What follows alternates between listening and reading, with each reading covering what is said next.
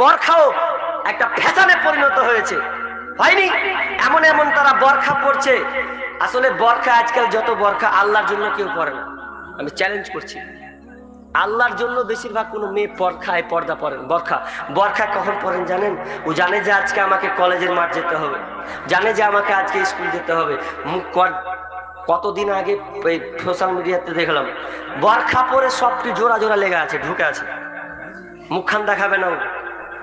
মানে চিনতে জেনে না পারে যে আমার আব্বার খালু আর আমার বংশের কেউ, মুখ ঢেকেও প্রেম প্রীতি করছে বরখা পরে। কিন্তু আল্লাহর জন্য, আল্লাহর কসম, ও আল্লাহর জন্য বরখা পরেনি। আজকে বরখা ফ্যাশনে পরিণত হয়েছে, ফ্যাশনে পরিণত হয়েছে।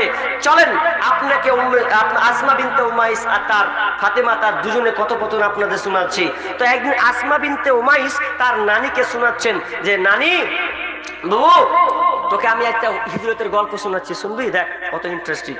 এবার আসমা বিনতে উমাইস নানিকে, আপনার ফাতেমাকে আপনার কিনা হিজরতের গল্প শোনাচ্ছেন।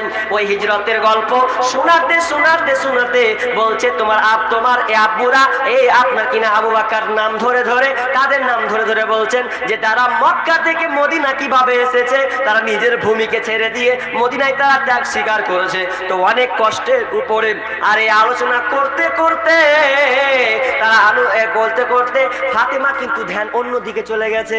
ধ্যান যখন অন্যদিকে চলে গেছে, তো আসমা বিনতে উমাইস তার নানি বলছেন, এ বুবু, কি ব্যাপার, কি খবর? আমি তো বলছি হিজরতের ঘটনা, তোমার মনটা অন্যদিকে কেন? এবার ফাতেমা বলছে, বুবু আমার, তুমি আমাকে হিজরতের গল্প শোনাচ্ছ, এরপরে আমার আব্বার কথা স্মরণ হয়ে গেছে। আমার আব্বা আমাকে কানে কানে বলেছিল, যেদিন আমার আব্বা মারা যায় সেদিন আমার আব্বা বলেছিল, ও বেটি রে, কান্না করিস না, আমার 6 মাস পর তোর মৃত্যু হবে, 6 মাস পর তোর মৃত্যু হবে, তুই কাছাকাছি আমার, খুব তাড়াতাড়ি তোর সঙ্গে আমার দেখা হবে। এই বলে সান্ত্বনা দেওয়ার পর ওই ঘটনা যখন মনে পড়ে গেছে, তো ফাতেমা তার নানিকে বলছে, নানি, আমি যে মারা যাব, আমার সময় চলে এসেছে, প্রায় 6 মাস হতে এলো, আমি যে মারা যাব নানি আমার, যখন আমি মারা যাব রে, তখন তো আমি নিজেকে কন্ট্রোল করতে পারবো না, আমার পোশাক কেমন থাকবে এটা তো আমি নিজেকে সামলাতে পারবো না, আমি কত বড়, আমি কতটা চওড়া, আমি কত ফুট মোটা না পাতলা, মানুষ যখন দেখতে আসবে তখন তো আমাকে বুঝে ফেলবে। অথচ আমি এমন একটা মহিলা যে আমাকে পরপুরুষ পর্যন্ত কেউ দেখে নাই, আমি আমার যৌবনটাকে এমন সুন্দর করে আগলে রেখেছিলাম, আমি কাউকে দেখতে দিই নাই। কিন্তু আমি যেদিন মারা যাব সেদিন তো মানুষ আমাকে দেখতে আসবে, সেদিন তো মানুষ আমাকে অনুমান করে নেবে যে লম্বা না বেটে, মোট পাতলা না মোটা, এটা তো মানুষ নির্ণয় করে ফেলবে। এই টেনশনটা আমার মধ্যে চলে এসেছে, এই জন্য আমাকে আর ভালো লাগে না, ধ্যানটা আমার অন্যদিকে চলে গেছে। আসমা বিনতে উমাইস বলছে, নানি, তোমার এই টেনশন? তাহলে তোমাকে আমি একটা কথা বলি, বলো। নানি, যখন তুমি মারা যাবে শুনে লাও, আমি তোমার জন্য ভালো কিছু করব। তো কি করবে? বলছে, তুমি যখন মারা যাবে রে, তখন আমি 4টা গম্বুজ পুঁতে দেব, তোমার খাটে 4টা গম্বুজ এমন ভাবে পুঁতে ধরবো, ওপরে একটা চাদর লেবেলের দিয়ে দেব। এখন আপনি আরবে দেখতে পাবেন মেয়েদেরকে ওপরে 4টা গম্বুজের মতন করে পুরোটাকে ঢেকে দেওয়া হয়। তো ঠিক তেমনি ভাবে ওই ফাতেমাকে বলছেন, বুবু রে, আমি তোমাকে 4টা গম্বুজ দিয়ে আমি তোমাকে ঢেকে দেব, আর ঢেকে দিলে মানুষ দেখতে আসলেও তোমাকে দেখতে পাবে না, দেখা তো দূরের কথা, তোমাকে অনুমান পর্যন্ত করতে পারবে না। আর যখনই বলা তখন ফাতেমা রাদিয়াল্লাহু তাআলা আনহা বলছেন, ও বুবু জান, ও নানি আমার, তাহলে আমি দেখেন আল্লাহ, আমি দোয়া করি আল্লাহ যেন আপনাকে উত্তম বদলা দান করেন, আল্লাহ যেন আপনার হেফাজত এইভাবে করে। তিনি দোয়া করলেন, এই নিয়ে তার টেনশন যে তার আপনার কিনা লাশটা কেমনে থাকবে। আহারে, মা বন্ধুদেরকে বুঝাতে পারিনি, মরবে তো লাশটা কেমন থাকবে, আমি কত বড় তো দেখে ফেলবে, আমি পাতলা না মোটা তো মানুষ বুঝে নেবে।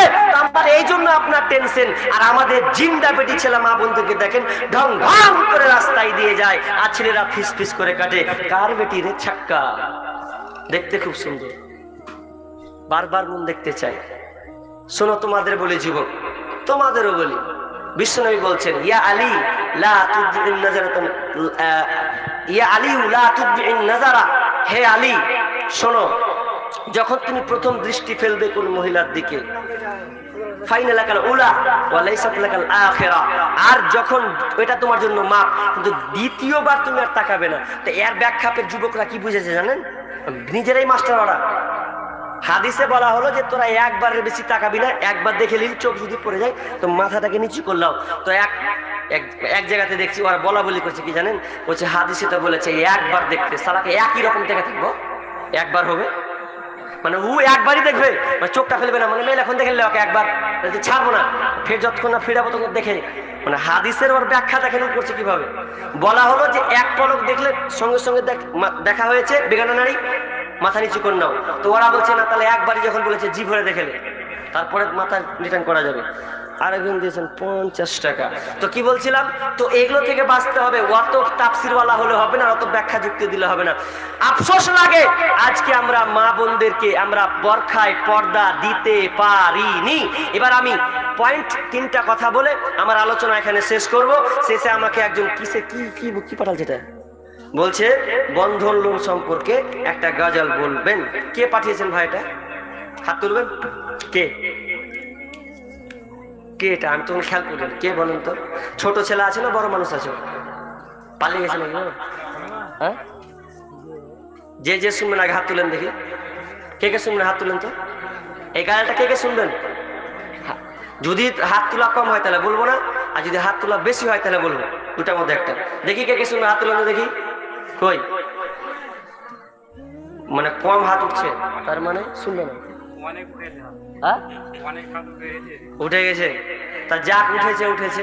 তো আগে আমাকে 100 টাকা করে টাকা লাগবে, দিতে পারবেন না?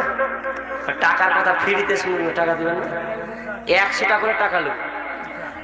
কখন বলবো এটা বলেছি কখন বলবো? তখনই বলবো এই ঘটনা যখন আপনাদেরকে বলবো যে যা পারবেন দেন।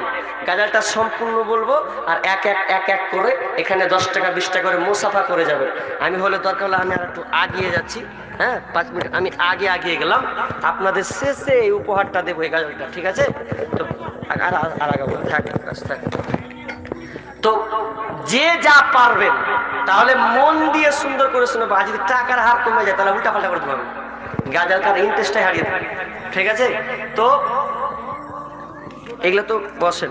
শেষে যারা দিয়েছেন বা যারা দিবেন উভয় কি বলছি, 5 টাকা 10 টাকা যাই হোক, আমি চাইবো শেষে, কিন্তু এটা বলবো এখন নয়, শেষে বলবো। পরে আমি একটা পরে হাদিস বলে দিই। ভাই কতক্ষণ সময় আছে? কতক্ষণ, কয়টা বাজে? 12টা তো বেজে গেছে। তা আর বেশিক্ষণ থাকবো না, প্রতিদিন প্রোগ্রাম বুঝতে থাকবো না। তো চলেন আর সংক্ষেপে বলি যে দান মসজিদের এটা জালসা, বুঝতে পারছেন খরচের মানে ব্যয় খরচের ব্যাপার আছে। তো আপনাদেরই মসজিদ,